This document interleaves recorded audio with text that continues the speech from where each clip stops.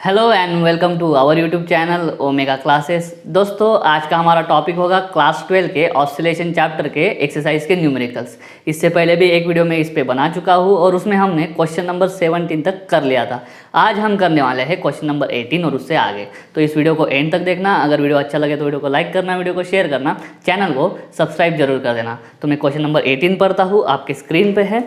ठीक है, तो क्वेश्चन है the period of oscillation of body of mass m1। एक बॉडी है जिसका मास है m1। ठीक है, एक m1 मास है।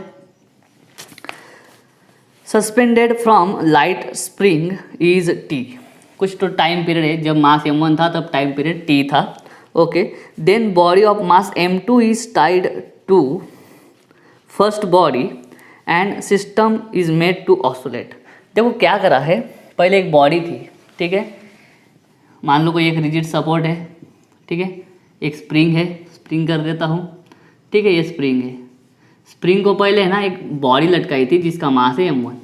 जब मास m1 था तब टाइम पीरियड था t। अभी क्या है, एक बॉडी ली है जिसका मास है m2 और उसको इसके साथ में लटका दिया। मतलब क्या करा मैंने, और इसके साथ में एक बॉडी लगा दी जिसका मास है m2। तो अभी उन्होंने बोला है कि अभी इस पूरे सिस्टम को हमने ऑसिलेट कराया और ऑसिलेट करने का जो टाइम पीरियड है वो टाइम पीरियड है t2। देखो अभी टोटल मास कितना हो जाएगा, फिर अभी टोटल मास हो जाएगा m1 प्लस m2। जब टोटल मास इस स्प्रिंग पे जो सस्पेंड किया है वो अगर m1 प्लस m2 हो गया तो अभी टाइम पीरियड हो जाएगा 2t। अभी टाइम पीरियड 2t होगा मतलब डबल हो जाएगा। पहले 2 सेकंड था तो अभी 4 सेकंड हो जाएगा। इस तरह से कब, क्यों, ये डालने की वजह से, m2 अटैच करने की वजह से। तो हमको निकालना है कंपेयर m1 एंड m2। अगर कंपेयर वर्ड आता है दो चीज़ों को तो हमें निकालना है m1 upon m2 is equal to what. तो इसके लिए क्या करना है, बहुत ही सिंपल क्वेश्चन है। टाइम पीरियड और मास के बीच का रिलेशन हमें मालूम होना चाहिए, क्योंकि पूरे न्यूमेरिकल में मास और टाइम पीरियड के बारे में ही बोला गया है। ऐसा है तो रिलेशन किसका ढूंढेंगे, टाइम और मास के बारे में। तो हमारे पास देखो फॉर्मूला है t is equal to 2 pi under root m upon k। ठीक है, तो पहला टाइम पीरियड उन्होंने दे दिया है t, कब, जब मास कितना होगा m1। ठीक है, इसको हम बोल देते हैं इक्वेशन नंबर फर्स्ट। बाद में उन्होंने बोला है टाइम 2t होगा, ये 2 पाई तो कांस्टेंट ही रहेगा, जब मास अभी कितना हो जाएगा m1 प्लस m2 और k क्या है, स्प्रिंग कांस्टेंट। स्प्रिंग वही है तो स्प्रिंग कांस्टेंट भी वही रहेगा। ये बोल देंगे हम इक्वेशन नंबर सेकंड। हमें ढूंढना है m1 अपॉन m2। तो कैसे ढूंढेंगे, तो हम क्या करते हैं, सीधा सेकंड इक्वेशन को फर्स्ट से डिवाइड कर देते हैं। ठीक से देखो, सेकंड को जब फर्स्ट से डिवाइड करेंगे तो टी कट हो जाएगा, सिर्फ इधर 2 बचेगा। ठीक है, इधर क्या होगा, 2 पाई कट हो जाएगा। इधर बचेगा m1 प्लस m2 अपॉन के, वो भी अंडर रूट में। चलो यहाँ का अच्छे से लिखते हैं। और इधर नीचे बचेगा अंडर रूट m1 अपॉन के। अभी ठीक से देखो क्या हो जाएगा, के भी कट हो जाएगा। तो देयरफॉर क्या हो जाएगा, 2 is equal to under root, एक कर देता हूँ मैं, ऊपर भी अंडर रूट है नीचे भी अंडर रूट है तो कॉमन अंडर रूट हम ले सकते हैं लॉज ऑफ इंडाइसेस के अनुसार। ठीक है, तो मैं इसको बोल दूँ m1 plus m2 upon m1। अभी क्या कर देते हैं, स्क्वेयरिंग कर देते हैं। तो ये 2 का स्क्वायर 4 हो जाएगा और इधर क्या हो जाएगा m1 plus m2 upon m1। ये m1 इधर लेके आते हैं, therefore 4m1 is equal to m1 plus m2। ये m1 इधर लेके आते हैं 3m1। कैसे, 4m1 में से एक m1 माइनस हो जाएगा तो 3m1 इज इक्वल टू इधर m2 बचेगा। हमको निकालना क्या है, m1 अपॉन m2। तो m1 अपॉन m2, अगर इधर का m2 नीचे आएगा तो इधर का 3 जाएगा उधर नीचे। तो आ गया हमारा m1/2, या ऐसा भी लिख सकते हैं 1/3। बस ये हो गया हमारा फाइनल आंसर। कुछ नहीं था, टाइम पीरियड का फॉर्मूला मालूम होना चाहिए था हमको सारे कांस्टेंट और मास की टर्म में। ठीक है, तो मास m1 जब था तब टाइम t था, मास m1 प्लस m2 जब था तब टाइम 2t था। फॉर्मूले में वैल्यू डाल दिए, डिवाइड करके क्या आ गया, हमको रिलेशन आ गया। चलिए दोस्तों क्वेश्चन नंबर 19 करते हैं, आपके स्क्रीन पे है, मैं पढ़ता हूँ। The displacement of oscillating particle is, displacement का इक्वेशन दे दिया है उन्होंने, तो गिवन में ही लिख लेते हैं x is equal to, x is for displacement, a sine omega t, ठीक है, plus b cos omega t, correct है, where a, b and omega are constants, prove that the particle is performing SHM। हमें prove क्या करना है कि particle SHM perform कर रहा है with amplitude A is equal to, prove क्या करना है, टू प्रूव लिख देता हूँ मैं, क्या, पार्टिकल इज परफॉर्मिंग SHM, इतना नहीं और उसका एम्पलीट्यूड भी बताना है। एम्पलीट्यूड क्या है, √A² प्लस B²। ठीक है दोस्तों, तो इसको सॉल्व कैसे करना है, तो इक्वेशन को हमें, डिस्प्लेसमेंट का जो इक्वेशन है उसको ठीक से देखना होगा। देखो इसमें दो मिक्स है, x is equal to A sin ω t plus B cos ω t। हमारा जब सिंगल ऑसिलेशन होता है तो हम क्या लिखते हैं, A sin ω t। यहाँ पे देखो इसी तरह से एक दूसरा डिस्प्लेसमेंट उसमें ऐड है, तो हम इसको कंपेयर कर सकते हैं किसके साथ में, कॉम्बिनेशन ऑफ SHM के साथ में। ठीक है, तो उस तरह से अगर हम कंपेयर कर देते हैं तो ये न्यूमेरिकल हमें सॉल्व करना आसान हो जाएगा। तो ठीक है, इसको हम कॉम्बिनेशन के साथ में कंपेयर करते हैं, और जैसा कॉम्बिनेशन में हम करते थे वैसा इसमें करेंगे। चलो मैं लिख लेता हूँ, x इज इक्वल टू क्या दिया है, A sin ω t plus B cos ω t। ठीक है, ये sign A cos trigonometric function, उसके आगे जो दिया है वो कांस्टेंट दिया है, तो कांस्टेंट की वैल्यू चलो एक कांस्टेंट पुट करते हैं। ठीक है, मैं लिखता हूँ यहाँ पे put a is equal to, sine है ना उसके पास में मैं रख देता हूँ r cos डेल्टा, और b is equal to put कर देता हूँ r sin डेल्टा, जैसे हमने कॉम्बिनेशन में किया है, क्योंकि यहाँ पे सीधा दिख रहा है हमको कि क्या है, दो का कॉम्बिनेशन है। ठीक है, तो इसकी वजह से क्या हो जाएगा, देखो x is equal to r cos delta into sine ω t plus r sin delta into cos ω t। यहाँ से मैं r कॉमन निकाल लूँ। ठीक है, और अंदर थोड़ा ठीक से लिखता हूँ, इसको ऐसे लिखता हूँ, sine ω t into cos delta plus cos ω t into sine delta. तो इसको ठीक से कंपेयर करो, sine A cos B plus cos A sine B के टर्म में आता है। ये वाला फॉर्मूला किसका होता है, साइन ए प्लस बी का फॉर्मूला होता है sine A cos B plus cos A sine B, उस तरह से sine A cos B plus cos A sine B. तो इसको हम लिख सकते हैं साइन ए प्लस बी, तो r साइन ए है ω t और जो है हमारा b वो क्या है, डेल्टा। तो x is equal to r sine ω t हो गया। तो देखो displacement is equal to amplitude into ये क्या है, पूरा आगे का साइन ω t प्लस अल्फा क्या है, हमारा फेज है टोटल। ठीक है, तो ये जो है हम इससे कंपेयर कर सकते हैं x is equal to A sin ω t के साथ में, और एक किसका इक्वेशन है, डिस्प्लेसमेंट का SHM में। ठीक है, तो ये भी हमें डिस्प्लेसमेंट का इक्वेशन मिलता है और कंपेयर कर सकते हैं। देयरफॉर हम ऐसा लिखेंगे, this is equation of displacement of SHM। ठीक है, सो हम लिखेंगे कि पार्टिकल इज परफॉर्मिंग SHM। ठीक है, आधा पार्ट जो है, आधा पार्ट हमने प्रूव कर दिया है। अभी सिंपल हमें क्या ढूंढना है, एम्पलीट्यूड ढूंढना है या बताना है कि A² प्लस B²। अभी यहाँ पे एम्पलीट्यूड देखो क्या है, R है। ठीक है, तो मैं ये जो हम पुट कर रहे थे ना, इसको इक्वेशन नंबर 1 बोल देता हूँ। अभी हमें R की वैल्यू ढूंढनी है, तो देखो इसमें अगर हम ऐसा कर देंगे, A² इज इक्वल टू क्या हो जाएगा, r² cos² डेल्टा, और B² अगर दोनों साइड पे स्क्वायर करेंगे तो r² sin² डेल्टा। दोनों को ऐड कर देते हैं, तो इधर की साइड A² प्लस B² हो जाएगा, और इधर r², और ये जब दोनों ऐड होंगे तो मैं इसको cos² डेल्टा और प्लस sin² डेल्टा लिख सकता हूँ। ये पहले ही आइडेंटिटी है ट्रिग्नोमेट्री की, sin² theta plus cos² theta 1 होता है, तो ब्रैकेट 1 हो जाएगा, A² प्लस B²। देयरफॉर दोनों साइड पे स्क्वायर रूट डाल दो, r इज इक्वल टू आ जाएगा √A² प्लस B²। और r क्या है, r क्या है हमारा इस SHM का एम्पलीट्यूड, और एम्पलीट्यूड हमें कितना मिल गया, दिस A² प्लस B², जितना बताना था। तो हम नीचे बता सकते हैं कि पार्टिकल इज परफॉर्मिंग SHM और उसका एम्पलीट्यूड है r is equal to √A² plus B²। इस तरह से दोनों भी हमने क्या कर दिए, यहाँ पे प्रूव कर दिए हैं। चाहो तो आप स्क्रीनशॉट ले सकते हो। चलिए दोस्तों, क्वेश्चन नंबर 20 करते हैं। मैं पढ़ता हूँ, क्वेश्चन आपकी स्क्रीन पे है। Question is 2 parallel SHMs represented by x1 दिया है, x1 is equal to 5 sin 4πt plus π/3 centimetre, और x2 दिया है 3 sin 4πt प्लस π/4 सेंटीमीटर। हमें क्या करा है, हाँ उन्होंने आगे बोला है super post on a particle. अब अभी सुपर पोस्ट का मतलब क्या है, एक ही पार्टिकल को साइमल्टेनियसली इन दोनों एसएचएम पे उनको सब्जेक्ट कर दिया है, तो ये न्यूमेरिकल बन जाता है आपका कॉम्बिनेशन का, combination of SHM. Determine amplitude and epoch, हमें देखना है एम्पलीट्यूड क्या होगा और ईपो क्या होगा, किसका, रिजल्टेंट एसएचएम। अभी रिजल्टेंट बोला है मतलब समझ जाने का कि क्या होगा, कॉम्बिनेशन होगा ही, ठीक है। तो कॉम्बिनेशन का एक प्रॉब्लम हम ऑलरेडी देख चुके हैं, ये दूसरा प्रॉब्लम है। तो हम क्या करते हैं, ये जो गिवन इक्वेशन है उसको कंपेयर कर लेते हैं पहले। तो compare equations with x is equal to A sine omega T plus five.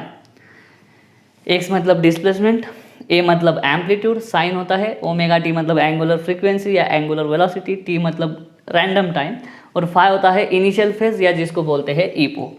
ये जो फाइव है इसी को बोलते हैं ईपो। लेकिन यहाँ पे दो एसएचएम है, उसको कंबाइन करेंगे और रिजल्टेंट एसएचएम जो आएगा उसका एम्पलीट्यूड और ईपो हमें निकालना है, ठीक है। तो पहले का एम्पलीट्यूड क्या हो जाएगा, A1 हमें 5 मिल जाएगा, A2 हमें 3 मिल जाएगा, ϕ1 हमें π/3 रेडियन मिलेगा।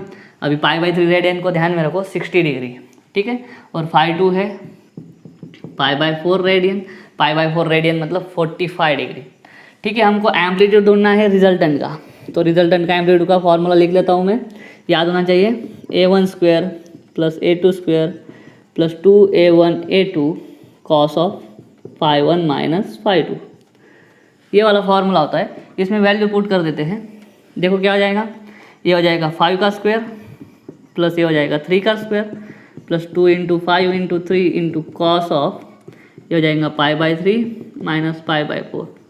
आप ये जो ब्रैकेट वाला टर्म है इधर उधर भी कर सकते हो, नेगेटिव कॉस आता है फिर भी उसको पॉजिटिव ले सकते हैं, ठीक है। तो इसको क्या करेंगे, सॉल्व करने पे हो जाएगा, ये 25 हो जाएगा। देखो मैं डायरेक्ट सॉल्व करता हूँ, ज़्यादा स्टेप बढ़ाने का कोई मतलब नहीं है। ये 25 हो जाएगा, ये 9 हो जाएगा, कितना हो जाएगा 34 और ये देखो 5 टू द 10 इंटू 3 30। देखो इसको करता हूँ मैं 25 प्लस 9, ये हो जाएगा 34 प्लस ये हो जाएगा 30 कॉस, इनका सब्ट्रैक्शन देखो π/3 माइनस π/4, इन दोनों का एलसीएम है 12, ठीक है। 12 करने के लिए इसको 4 से मल्टीप्लाई, तो ऊपर भी 4 से मल्टीप्लाई तो 4π माइनस, नीचे का 4 है, 4 को 12 करने के लिए नीचे 3 से मल्टीप्लाई तो ऊपर भी 3 से मल्टीप्लाई, 4π माइनस 3π कितना होगा, π/12 हो जाएगा। और अभी π/12 को भी याद रखो, π/12 जो होता है वो होता है 15 डिग्री, 15 डिग्री होता है। तो इसी को मैं लिख दूँ √34 plus 30 into cos of 15 degree, ठीक है। इसको अगर सॉल्व करेंगे तो आएगा R इज इक्वल टू, आपको ये चेक करना होगा cos of 15 degree log book में, नेचुरल कोसाइन में जाना है, नेचुरल कोसाइन में जाके कुछ ज़्यादा करना नहीं है, सिर्फ 15 डिग्री के सामने वाला जो पहला नंबर आएगा, 15 डिग्री के सामने वाला जो पहला नंबर आएगा वो लेना है। वो नंबर आपका आएगा, ये 30 एज इट इज लिख दूँ, 30 इंटू, इसको सॉल्व करेंगे तो नंबर आएगा 0.965 समथिंग आता है, तो मैं उसको लिख दूँ 0.966। इसका कैलकुलेशन करोगे तो आएगा ये 34 और ये मल्टीप्लिकेशन करोगे 28.92 आता है, ठीक है। एक बार चेक कर लूँ 28.98 आता है, ठीक है। और इनका एडिशन करो तो 62 पॉइंट हो जाएगा 98, शायद 62.98 करेक्ट है। और अभी देख के पता चल रहा है हमको कि ये जो है 64 के बहुत करीब है, ये नंबर 64 के करीब है, तो इसका स्क्वायर रूट जो आएगा वो 8 के बहुत करीब आए, 8 से छोटा आएगा लेकिन 8 से बहुत करीब, तो मैं डायरेक्ट लिख दूँ 7.9 और एक्चुअल उसका आंसर है 7.93 सेंटीमीटर। तो ये जो हो गया, ये हो गया एम्पलीट्यूड, जो आपका रिजल्टेंट एसएचएम है इसका एम्पलीट्यूड हो गया। इसके बाद में हम बात करते हैं किसकी, तो रिजल्टेंट जो हमारा ईपो होगा, रिजल्टेंट ईपो जो होता है उसको हम डिनोट करते हैं डेल्टा से, यहाँ पे लिख दो आपको समझेगा, ओके। देखो मैं फॉर्मूला लिखता हूँ रिजल्टेंट ईपो का, वो फॉर्मूला होगा delta is equal to tan inverse, formula होगा A1 cos ϕ1, सॉरी tan है ना तो ऊपर साइन आता है, A1 sin ϕ1 plus A2 sin ϕ2 upon A1 cos ϕ1 plus A2 cos ϕ2। सारी चीज़ें हमको मालूम है, tan इनवर्स देखो A1 कितना है 5, साइन फाई 1 मतलब साइन पाई बाय 3, अभी पाई बाय 3 मतलब 60 डिग्री, और साइन 60 डिग्री होता है, मैं डायरेक्ट वैल्यू डाल दूँ √3/2 प्लस A2 दिया है 3 इंटू साइन फाई 2 है पाई बाय 4 मतलब 45 डिग्री, और साइन 45 डिग्री होता है 1/√2 अपॉन A1 मतलब फिर से 5, cos फाई 1 मतलब cos फिर से 60, और cos 60 होता है half plus 3 as it is, A2 मतलब 3, cos फाई 2 है पाई बाय 4, और cos पाई बाय 4 होता है 1/√2। दोस्तों यहाँ पे अंदर जो है ब्रैकेट के अंदर सिर्फ एक मैथमेटिकल कैलकुलेशन है, उसके लिए जो वैल्यू पुट करनी होती है वो मैं बता देता हूँ। √3 होता है 1.732, याद रखना है आपको। √2 होता है 1.414, या कभी कभी 1/√2 भी याद रखना पड़ता है जो है 0.707।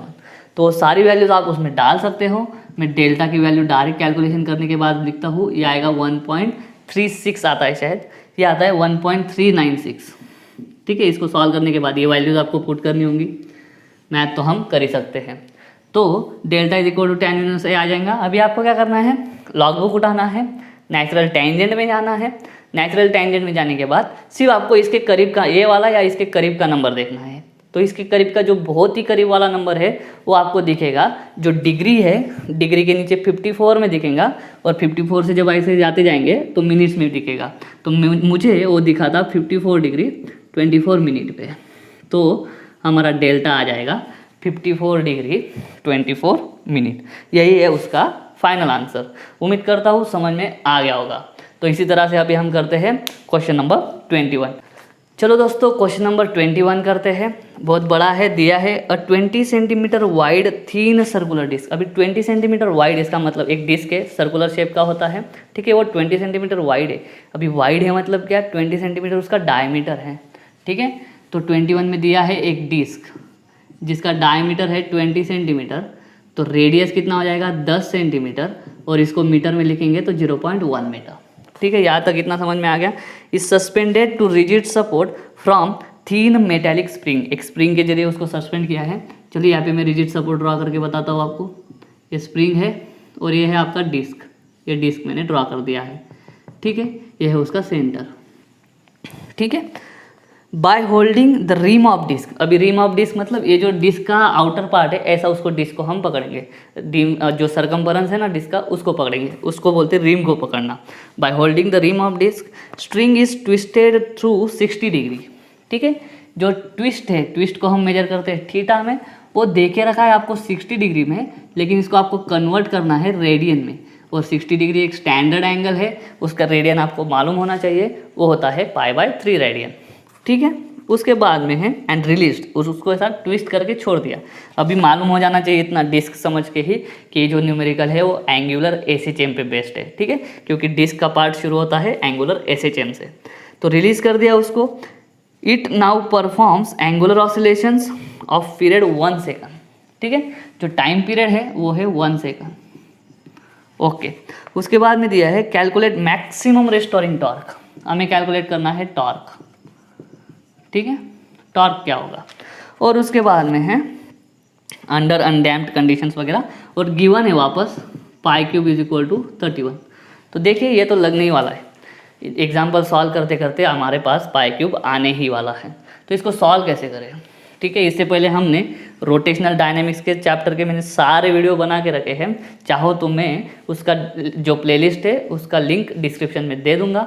यहाँ पे आपको मोमेंट ऑफ इनर्शिया वाला कंसेप्ट ज़्यादा काम में आने वाला है, क्योंकि यहाँ पे जो है वो एंगुलर एसएचएम है, और एंगुलर एसएचएम में टॉर्क लगता है, और टॉर्क का फॉर्मूला होता है ये, टॉर्क = I/α। इसको बोल देता हूँ इक्वेशन नंबर 1। अभी I क्या होता है, मोमेंट ऑफ इनर्शिया होता है। मोमेंट ऑफ इनर्शिया क्या होता है, कौन से शेप के लिए मोमेंट ऑफ इनर्शिया क्या होता है, वो सारे वीडियोस मैंने रोटेशनल डायनेमिक्स के प्लेलिस्ट में डाल के रखे हैं। आप अगर प्लेलिस्ट चेक करोगे तो आपको मिल जाएगा। ठीक है, और अल्फा होता है एंगुलर एक्सेलरेशन। देखो गिवन, इससे हमें पता चल रहा है कि दोनों भी चीज़ें नहीं है हमारे पास। ठीक है, आई हम निकाल लेंगे रोटेशनल डायनेमिक के नॉलेज के हिसाब से, और अल्फा निकालने के लिए हमको कुछ और ट्राई करना पड़ेगा। तो यहाँ पे देखो डिस्क है, डिस्क को जब हम ऐसा ट्विस्ट करेंगे, ठीक है, डिस्क को जब हम ऐसा रोटेट करेंगे तो ये जो डिस्क जो है सेंटर से हमने स्प्रिंग लगाई है, तो वही क्या है, एक्सिस है। तो डिस्क के सेंटर से एक्सिस पास हो रहा है, the axis is passing through the centre of the disc and the axis is perpendicular to the disc. अगर ऐसा डिस्क है और एक्सिस की पोजीशन अभी मैंने जैसे बताई वैसी है, क्या, perpendicular to disc and passing through centre, अगर ऐसा होता है तो डिस्क का जो मोमेंट ऑफ इनर्शिया होता है उसके लिए फॉर्मूला है mr²/2, where m is mass of the disc, ठीक है, और r is the radius of the disc. Mass देना चाहिए डिस्क का, ठीक है, मास भी देके रखा है, सॉरी, जो है 200 ग्राम, 200 ग्राम है, उसको किलोग्राम में करते हैं 0.2 kg, ठीक है। तो m भी मालूम है, r भी मालूम है, 2 तो नंबर ही है, उससे mi निकाल लेते हैं, mi को डिनोट करते हैं i से। m है 0.2, ठीक है, r है उसका कितना 0.1 और उसका स्क्वायर है तो वापस 0.1/2। यहाँ पे ठीक से देखो, इसको लिख सकता हूँ मैं 2 × 10⁻³ तो i मिल जाएगा मुझे 10⁻³ और i का जो मोमेंट ऑफ इनर्शिया का यूनिट होता है वो होता है kg/m², kg/m²। तो देखो जो टॉर्क निकालना है ना, उसका पहला i हमें मालूम चल गया, उसमें i निकालने में ऑसिलेशन चैप्टर का कोई भी यूज़ नहीं है, सिर्फ किसका यूज़ है, रोटेशनल डायनामिक्स का, ठीक है, वो चैप्टर भी आपको आना चाहिए। अभी हमें निकालना है अल्फ़ा। अल्फ़ा निकालने के लिए कोई चीज़ दी नहीं है, तो हमें फॉर्मूला ढूंढना होगा किसका, टी का। देखो एंगुलर रेसिस्टेंस में टाइम पीरियड का फॉर्मूला है 2π/α/θ। The time period is 2π/√ angular acceleration per unit angular displacement, ये वाला होता है उसका फॉर्मूला, ठीक है। तो अभी हम क्या करेंगे, टाइम मालूम है, 2π नंबर है, इस पूरे अंडर को मैं उधर लेके जाता हूँ, √α/θ = 2π/t, ठीक है, ये इधर जाएगा तो t इधर आएगा, t कितना है 1 सेकंड, तो 1 वैल्यू डाल दिया तो क्या आ जाएगा, √α/θ = 2π। अब एक काम करते हैं, दोनों साइड पे स्क्वायर कर लेते हैं, तो α/θ हो जाएगा 4π², अल्फा हो जाएगा 4π² और थीटा भी दे के रखा है π/3 रेडियन, ठीक है, थीटा कितना है π/3 रेडियन, इसमें डाल देंगे तो 4π³ 3। तो देखो इसके लिए π³ की वैल्यू उन्होंने ऑलरेडी दे के रखी है, तो इसमें डाल देते हैं अल्फा = 4 × 31/3, इसको बोल देते हैं इक्वेशन नंबर 2। तो इन दोनों वैल्यूज से हम टॉर्क निकाल पाएंगे, आई भी मिल गया है, अल्फा भी मिल गया है।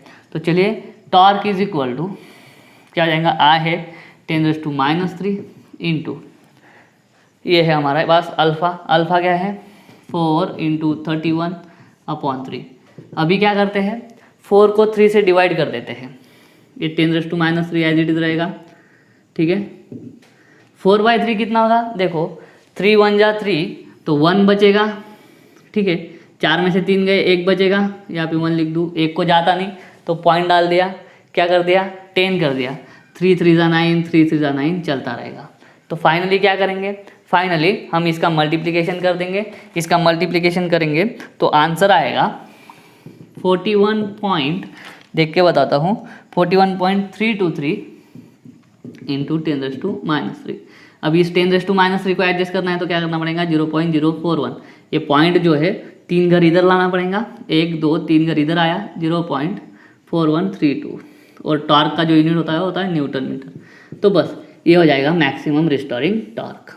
तो दोस्तों उम्मीद करता हूँ ये न्यूमेरिकल समझ में आ गया होगा, अच्छा था न्यूमेरिकल क्योंकि इसमें दूसरे चैप्टर का भी नॉलेज हमको लगना था, ठीक है। चलिए दोस्तों क्वेश्चन नंबर 22 करते हैं, आपके स्क्रीन पे है, मैं पढ़ता हूँ। Find the number of oscillations performed पर मिनट, ठीक है। तो यहाँ पे फ्रीक्वेंसी हमें निकालना है फ्रीक्वेंसी, नंबर ऑफ ऑसिलेशंस पर मिनट, फ्रीक्वेंसी लेकिन किसके लिए, मिनट्स में, ठीक है। 1 मिनट में कितने ऑसिलेशन होंगे, 1 मिनट में कितने ऑसिलेशन होंगे मतलब क्या, हमें निकालना है फ्रीक्वेंसी, ठीक है। By magnet which is vibrating in plane of uniform field, जो मैग्नेटिक फील्ड है उसका वैल्यू दिया है, मैग्नेटिक फील्ड को बी से डिनोट करेंगे, 1.6 × 10⁻⁵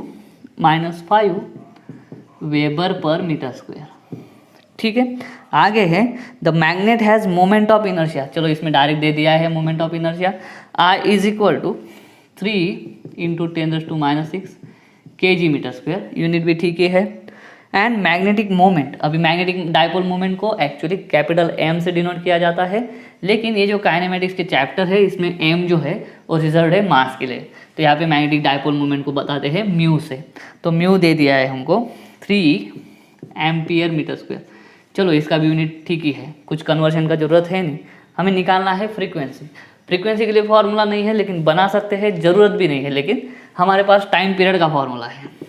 टाइम पीरियड क्या होता है? टाइम पीरियड का फॉर्मूला हमारे पास है pi under root I upon mu B, ठीक है, 2 pi under root I upon mu B. तो इससे फ्रीक्वेंसी निकल जाता है, फ्रीक्वेंसी होता है टाइम का एकदम रेसिप्रोकल, तो क्या हो जाएगा 1/2 पाई, और ये अंडर रूट के भी उल्टे हो जाएंगे म्यू बी अपॉन आई। सब वैल्यूज़ हैं हमारे पास, चलो डाल देते हैं 1/2 पाई। तो देखो पाई की वैल्यू होती है 3.14, 3.14 इंटू 2 करेंगे तो डायरेक्ट लिख देता हूँ 6.28, ठीक है, अंडर रूट म्यू कितना है 3, बी कितना है 1.6 इंटू 10⁻⁵ अपॉन आई कितना है, आई देखो 3 इंटू 10⁻⁶। चलो 3 कट हो गया, अच्छी बात है, ये 3 और ये 3 कट हो गया, ये 10⁻⁶ ऊपर जाएगा तो -6 का +6 हो जाएगा। देखो फिर 10⁻⁵ और 10⁻6 पावर में लड़ाई होगी, क्या हो जाएगा 1/6.28, और इधर अंडर रूट में सिर्फ बचेगा 16। कैसे? ये देखो ये 10⁻6 ऊपर गया तो 10⁻6 हो जाएगा, 10⁻5 और 10⁻6, तो 10 कितना बचेगा 1, तो 1.6 इंटू 10 कर दिया तो कितना हो जाएगा 16। इसी को सॉल्व करते हैं, ये अंडर रूट 16 हो जाएगा 4, नीचे आएगा 6.28, ठीक है। इसको अगर सॉल्व करा तो आएगा आंसर, चलो 2 से कर देते हैं 2/3.14, और 2 से करते हैं 1/1.57, 2 से डिवाइड करते गए, तो ये जो है वो है ऑसिलेशंस पर सेकंड। ये जो फ्रीक्वेंसी मिली है वो मिलती है ऑसिलेशन पर सेकंड, क्योंकि फ्रीक्वेंसी का प्रॉपर यूनिट वही है, हमें निकालना है मिनट में। तो 1 सेकंड में इतने oscillation, so oscillation in 1 minute is equal to क्या होता है ऑसिलेशन इन 1 सेकंड, और 1 मिनट में कितने सेकंड होते हैं 60 सेकंड। तो बस ऑसिलेशन इन 1 सेकंड क्या है 1/1.57, इसको क्या कर देंगे 60, तो इसको 1/57 का रेसिप्रोकल निकालते हैं, जो मेरे पास ऑलरेडी है 0.6369, तो 60 इंटू 0.6369। रेसिप्रोकल निकालने का वीडियो मैंने बना के रखा है, ठीक है, लॉग बुक को इस्तेमाल कैसे करते हैं उसके हिसाब से और रेसिप्रोकल कैसे निकालते हैं उसका वीडियो भी मैंने बना के रखा है, चाहो तो उसका लिंक मैं डिस्क्रिप्शन में दे देता हूँ। तो इसका मल्टीप्लिकेशन अब आसान हो जाएगा, और मल्टीप्लिकेशन है फाइनली 38.21, ठीक है, ये हो जाएंगी ऑसिलेशंस पर मिनट, ठीक है। यही है हमारा final answer, step by step जाएंगे आंसर आ जाएगा। तो चलिए दोस्तों क्वेश्चन नंबर 23 लेते हैं, बड़ा है। A wooden block of mass m is kept on a piston that can perform vertical vibration, ठीक है, थोड़ा डायग्रामेटिकली इसको हम इमेजिन करते हैं, इमेजिन करना बहुत ज़रूरी है इसमें। ये पिस्टन है, मान लो ये पिस्टन का ऊपर रॉड होगा, और यहाँ पे हमने क्या करा है एक वुडन ब्लॉक को रख दिया है, और ये जो पिस्टन है ये क्या करेगा ऊपर नीचे जाते रहेगा, वर्टिकल वाइब्रेशन या वर्टिकल ऑसिलेशंस परफॉर्म करते रहेगा, ठीक है। आगे बोला है we don't want the block to leave contact with the piston. ये जब ऊपर नीचे जाएगा ना तो ऐसा हो सकता है कि ब्लॉक क्या करे, ब्लॉक जो है आपका पिस्टन के साथ का कांटेक्ट छोड़ दे, ऐसा हो सकता है, तो ज़रूर हो सकता है। मान लो ये पिस्टन है, हाथ जो है वो पिस्टन है, और ये जो पेन है ना वो ब्लॉक है, ऐसा ऐसा धीरे धीरे होगा तो चला जाएगा, लेकिन ऐसा अचानक से आ जाएगा, देखो एकदम अगर स्पीड ऐसी बढ़ गई उसकी, जो पिस्टन के नीचे जाने की स्पीड बढ़ गई ना, तो ब्लॉक और पिस्टन के बीच का कांटेक्ट छूट जाएगा, ठीक है। तो देखो ये ऊपर नीचे हो रहा है, पिस्टन ऊपर नीचे हो रहा है, तो नीचे इस पर एक्सेलरेशन लगता है, ग्रेविटेशनल एक्सेलरेशन। तो इसका जो वाइब्रेशन है वो कौन सा मोशन है, वो जो मोशन है वो एक्सेलरेटेड मोशन है, और उसका एक्सेलरेटेड मोशन है ऊपर नीचे हो रहा है, तो ये जो ब्लॉक है ना वो होता है एक्सेलरेटेड फ्रेम ऑफ रेफरेंस के अंदर। कौन से फ्रेम के अंदर? एक्सेलरेटेड फ्रेम के अंदर। और एक्सेलरेटेड फ्रेम के अंदर जब वो आता है तो इस ब्लॉक पे कौन सा फोर्स लगेगा? सूडो फोर्स, ठीक है। ये जब ऊपर नीचे होता है तो इस ब्लॉक पे कौन सा फोर्स लगेगा? Pseudo force. सूडो फोर्स की वजह से सूडो एक्सेलरेशन, जब पिस्टन नीचे आएगा तो सूडो एक्सेलरेशन ऊपर लगेगा, ठीक है, ये सूडो एक्सेलरेशन, ठीक है। और ये जो है एक्सेलरेशन ड्यू टू ग्रेविटी का डायरेक्शन। तो कांटेक्ट कब छूटेगा? कांटेक्ट तभी छूटेगा जब ये ब्लॉक ऊपर के ऊपर रह जाएगा और पिस्टन नीचे आएगा। कुछ माइक्रो सेकंड के लिए हो सकता है, ऐसे धीरे धीरे जाएगा, पिस्टन नीचे आ जाएगा, ब्लॉक ऊपर रहेगा, बाद में नीचे तो जाएगा ही, ठीक है, लेकिन कांटेक्ट छूटना नहीं चाहिए। तो इसके लिए ना एक ही कंडीशन आपको ध्यान में आनी चाहिए, जो इस ब्लॉक पे सूडो एक्सेलरेशन लग रहा है वो pseudo acceleration must not exceed, वो सूडो एक्सेलरेशन जो है उससे जो ग्रेविटेशनल एक्सेलरेशन है ना उससे ज़्यादा नहीं होना चाहिए। जो सूडो एक्सेलरेशन है वो कितना होना चाहिए? एक्सेलरेशन ड्यू टू ग्रेविटी के जितना होना चाहिए, ठीक है। या फिर जो हम बोलते हैं सूडो फोर्स जो होना चाहिए वो किसके इक्वल होना चाहिए? ग्रेविटेशनल फोर्स के इक्वल, ठीक है। कौन से ब्लॉक पे लगने वाला? ब्लॉक पे लगने वाला। कौन किस पे लगने वाला? ब्लॉक पे। ब्लॉक को ग्रेविटेशनल फोर्स नीचे खींचेगा और ब्लॉक पे जो लगने वाला सूडो फोर्स है वो ब्लॉक के ऊपर की डायरेक्शन में लगेगा। जब दोनों फोर्सेस जो रहेंगे वो इक्वल हो गए तब जो ब्लॉक है वो क्या होगा? इक्विलिब्रियम में होगा। वो ब्लॉक क्या होगा? इक्विलिब्रियम में होगा। मतलब वुडन पिस्टन के साथ वो टच में है ना, सॉरी, जो पिस्टन के साथ में जो वुडन ब्लॉक टच में है वो टच में ही रहेगा जब उस पे लगने वाला downward force is equal to क्या रहेगा? Upward force. डाउनवर्ड फोर्स कौन सा लग रहा है उस पर? Gravitational force. अपवर्ड फोर्स कौन सा लग रहा है उस पर? Pseudo force. तो सूडो फोर्स इक्वल टू क्या होना चाहिए? Gravitational force. सूडो फोर्स होगा m इंटू ए, ठीक है। मैक्सिमम ये होगा एक्सेलरेशन है, मैक्सिमम फोर्स वो कितना है? Gravitational force. तो दोनों साइड का m cut, a is equal to कितना? g। एक्सेलरेशन कितना होना चाहिए उसका? g जितना। तो g की वैल्यू शायद उन्होंने देख ही रखी है, पूरा न्यूमेरिकल पढ़ता हूँ मैं। How much maximum frequency is possible, ठीक है। फ्रीक्वेंसी कितना होगा? मैक्सिमम। तो फ्रीक्वेंसी निकालना है हमें मैक्सिमम, ठीक। और उसके बाद में हमको निकालना है how much energy per unit mass. तो एनर्जी पर यूनिट मास हमको निकालना है, ठीक है। ये एनर्जी है, ये नीचे मास है। तो एनर्जी पर यूनिट मास भी हमें निकालना है। जी और पाई स्क्वायर का वैल्यू दे के रखा है, ठीक है। ये इधर लिख लेता हूँ मैं, g is equal to pi square is equal to 10 metre square, metre per second square. तो ये जो है ये एक्सेलरेशन है, ठीक है, ऊपर वाला। और ये जो है एक्सेलरेशन ड्यू टू ग्रेविटी। अब ये क्या चल रहा है? वाइब्रेशन। वाइब्रेशन में जो एक्सेलरेशन होगा इसको हम अभी नाम दे देते हैं मैक्सिमम। क्यों? क्योंकि एक्सेलरेशन अगर मैक्सिमम जी के ऊपर चला गया, जो अपवर्ड एक्सेलरेशन है अगर वो जी के ऊपर चला जाएगा ना तो कांटेक्ट छूट जाएगा। तो मैक्सिमम कितना होना चाहिए इस पे लगने वाला सूडो एक्सेलरेशन? वो सूडो एक्सेलरेशन होना चाहिए जी के जितना, उसके ऊपर नहीं जाना चाहिए। और ब्लॉक क्या परफॉर्म कर रहा है? वाइब्रेशन। वाइब्रेशन में मैक्सिमम एक्सेलरेशन क्या होता है? A omega square, where A is amplitude. ठीक से याद करो, ऑसिलेशन या वाइब्रेशन में हम एक्सट्रीम वैल्यूज निकालते थे। 3 चीज़ें थी उसमें, डिस्प्लेसमेंट, वेलोसिटी और एक्सेलरेशन।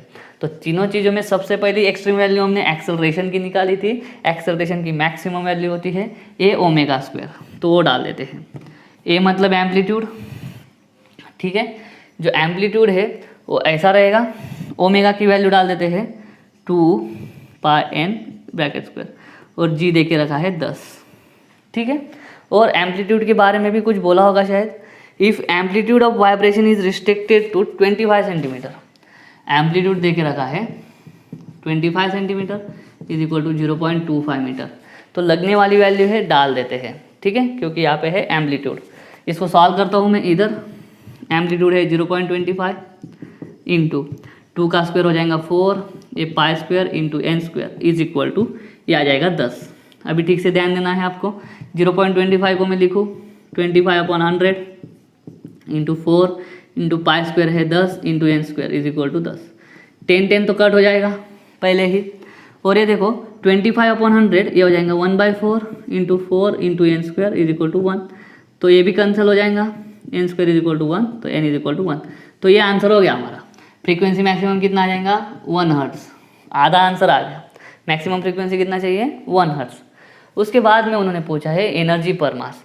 अभी एनर्जी पर यूनिट मास में हमको एनर्जी का फॉर्मूला मालूम होना चाहिए। तो एनर्जी का फॉर्मूला है, टोटल एनर्जी होता है हाफ m ओमेगा स्क्वायर ए स्क्वायर, ठीक है। जो energy of the particle performing SHM नाम का वीडियो है, इसमें टोटल एनर्जी इतनी आई थी। हाफ m मतलब मास, ओमेगा स्क्वायर मतलब एंगुलर वेलोसिटी का स्क्वायर, ए मतलब एम्पलीट्यूड का स्क्वायर। तो चलिए यहाँ पे कंफ्यूज हो जाओगे, एम्पलीट्यूड हमने कैपिटल ए लिया है। तो एनर्जी पर यूनिट मास, तो एनर्जी पर यूनिट मास लेना है, मतलब दोनों तरफ मास से डिवाइड कर दो, दोनों तरफ मास से डिवाइड कर दिया तो क्या हो जाएगा, हाफ ओमेगा स्क्वायर ए स्क्वायर। वैल्यू डाल देते हैं, हाफ इंटू ए में ओमेगा स्क्वायर, ऐसा लिख दिया मैंने।